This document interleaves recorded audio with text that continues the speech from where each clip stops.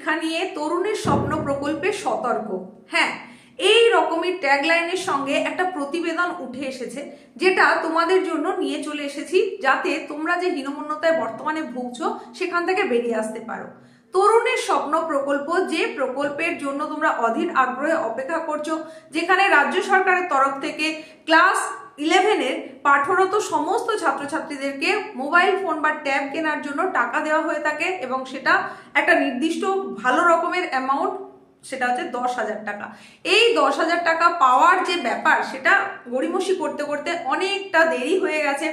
5 সেপ্টেম্বরে যে টাকাটা ছাড়া হয় সেটা দেরি হতে হতে, মানে 2025-এর 5 সেপ্টেম্বরের পরবর্তী সময়ে যেটা তোমাদের পাওয়ার কথা ছিল, সেটা দেরি হতে হতে 2026-এর জানুয়ারির 8 তারিখে ইনোগ্রেশন হলো প্রকল্পের, এবং তারপর কিছু কিছু ছাত্রছাত্রী কিন্তু টাকাটা পেতে শুরু করে দিয়েছে।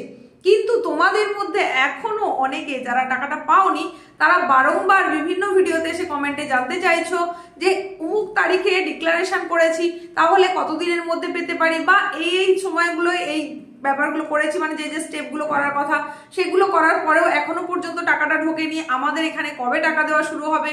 বা কেউ জানিয়েছো কোনো স্কুলে কেউ টাকা পায়নি, কেউ কেউ জানাচ্ছ যে তোমার স্কুলের বন্ধু বান্ধবদের মধ্যে কিছুজন পেয়ে গেলেও তুমি এখনো পর্যন্ত পাওনি, তাহলে কি ঘটছে।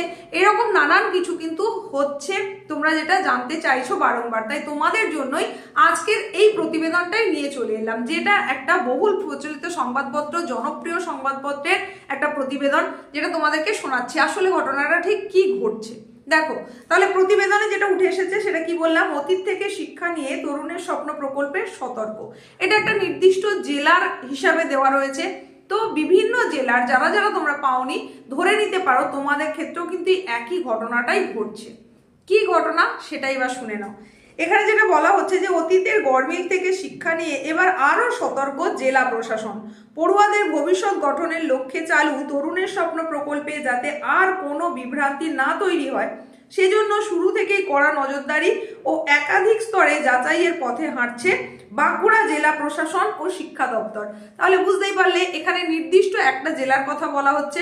অন্যান্য জেলার তোমাদের যাদের যাদের সমস্যা হয়েছে, তোমরাও ধরে নাও যে এই রকম একই ব্যবস্থাপনা অন্য জেলাতেও চলছে। কি ব্যবস্থাপনা এবার শুনে নাও। জেলা প্রশাসন সূত্রের খবর, জানুয়ারির দ্বিতীয় সপ্তাহ থেকে ধাপে ধাপে পড়ুয়াদের ব্যাংক অ্যাকাউন্টে ট্যাবের টাকা ঢুকতে শুরু করেছে।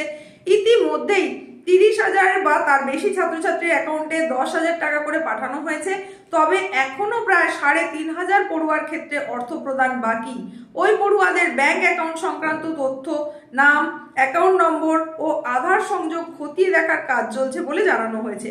শিক্ষা দপ্তরের আধিকারিকদের দাবি, পূর্বের অভিজ্ঞতায় দেখা গিয়েছিল তথ্যের সামান্য অমিল থেকেই নানা সমস্যা তৈরি হয়েছিল। কোথাও নামের বানানে গরমিল, কোথাও ব্যাংক সংক্রান্ত তথ্য অসম্পূর্ণ থাকায় অনেক ক্ষেত্রে টাকা পৌঁছতে দেরি হয়। সেই অভিজ্ঞতাকেই সামনে রেখে এবার শুরু থেকেই বাড়তি সতর্কতা নেওয়া হয়েছে। তাহলে বুঝতেই পারলে ঠিক কোন কোন জায়গায় সমস্যা হওয়ার কারণে তোমরা এখনো টাকাটা পাওনি। এখানে আরো যেটা বলা হচ্ছে বাকি প্রতিবেদনে, সেটা এবার তোমরা শুনে নাও। জেলা স্কুল পরিদর্শক এটি জানাচ্ছেন, আমাদের লক্ষ্য একটাই, একবারেই সঠিকভাবে টাকা পৌঁছানো। আগের গরমিল থেকে আমরা শিক্ষা নিয়েছি, তাই এবার কোনো তাড়াহুড়ো না করে প্রতিটি অ্যাকাউন্ট ভেরিফাই করেই অর্থ পাঠানো হচ্ছে। 30,000 পড়ুয়ার অ্যাকাউন্টে টাকা পৌঁছে গিয়েছে। বাকি যাদের ক্ষেত্রে যাচাই চলছে তা সম্পূর্ণ হলেই দ্রুত টাকা পাঠানো হবে। প্রকল্প বাস্তবায়নে প্রশাসনের এই সতর্ক অবস্থানকে সমর্থন করেছে শাসক দলও।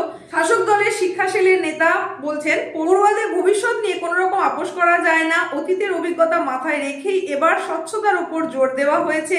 সামান্য দেরি হলেও সবাই সঠিকভাবে টাকা পাবে।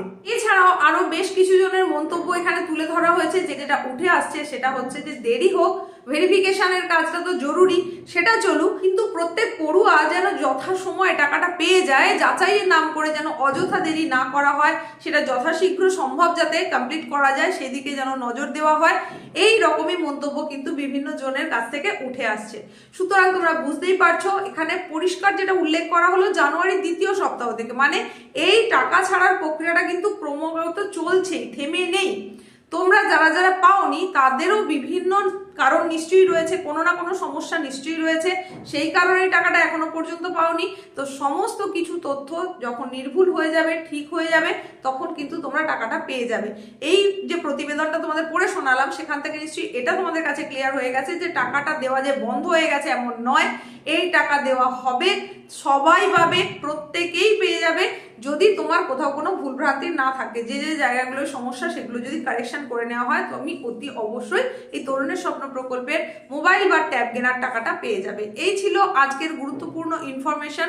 তো উপস্থাপনা ভালো লাগলে লাইক করো, বন্ধুদের মধ্যে শেয়ার করো। যারা এখনো পর্যন্ত এই টাকাটা পায়নি, ভাবছে যে হয়তো স্ক্যাম হয়ে গেল আর পাওয়া যাবে না, তাদেরকে বিশেষত বেশি বেশি করে শেয়ার করে দাও। দেখা হচ্ছে এইরকমই কোনো গুরুত্বপূর্ণ ইনফরমেশনের সঙ্গে। প্রত্যেকে সুস্থতা কামনা করে এখানে শেষ করলাম।